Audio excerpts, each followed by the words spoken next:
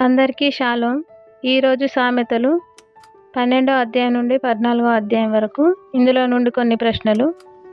మొదటి ప్రశ్న, వివేకి అయిన వాడు దేనిని దాచిపెట్టును?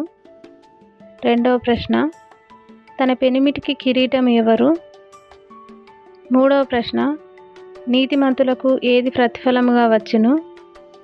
నాలుగవ ప్రశ్న, ఊరుకొనక మాట్లాడువాడు తనకు ఏమి తెచ్చుకొనును? ఐదవ ప్రశ్న, ఆయనను గణపరచువాడు ఎవరు? ఆరవ ప్రశ్న, వివేకులు జ్ఞానమును ఎలా ధరించుకొందురు? ఏడవ ప్రశ్న, జ్ఞానవచనములు ఎవరి యందు కనబడవు? ఈ సమాధానాలు తెలిసిన వారు కామెంట్ బాక్స్లో తెలియజేయగలరు. షేర్ చేయండి, సబ్స్క్రైబ్ చేయండి, లైక్ చేయండి.